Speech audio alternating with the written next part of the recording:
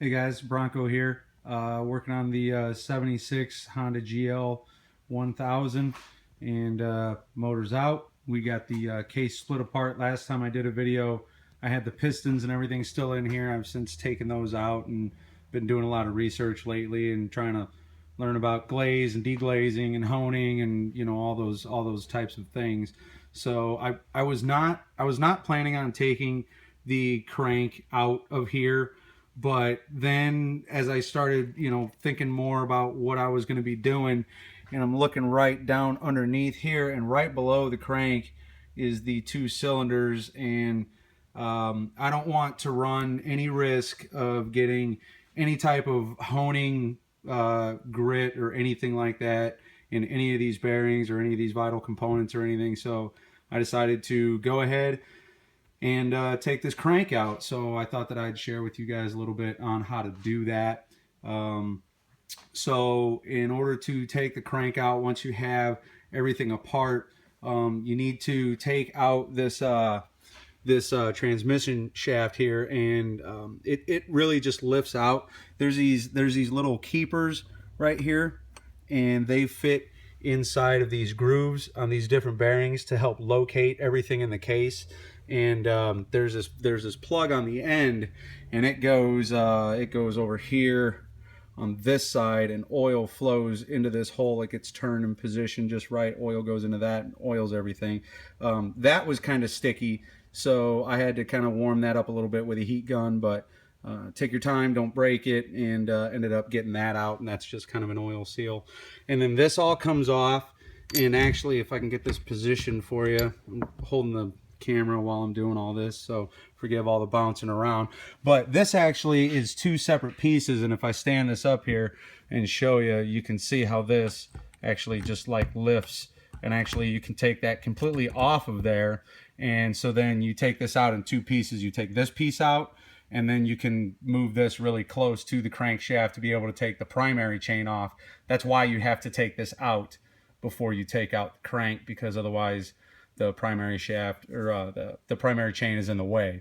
So once you get that out, get it laid over on the bench, then you loosen up. There's 6 bolts on top of these bearings here, and I went ahead, I've already got one out over there on the bench, and I took these out and then went and grabbed the camera.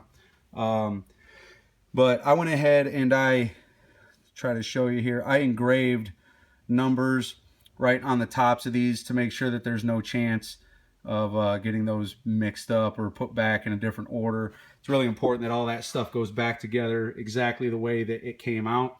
These are numbered with a 2 and an arrow. All of them have that on there. Those are bearing codes, but it does give you some positioning to make sure that everything goes in the right way.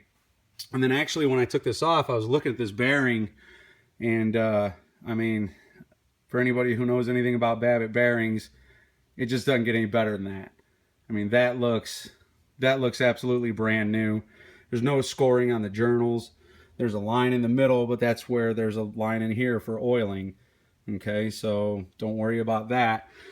One of these sides is machined. It's surface ground, and that is so the crank on the sides of the crank right here, there's a little face right here on each one of these that kind of rides against that surface ground area and keeps this crank position so it's not floating back and forth. That's what holds it this way. So it both rotates on those and they locate where it goes in there.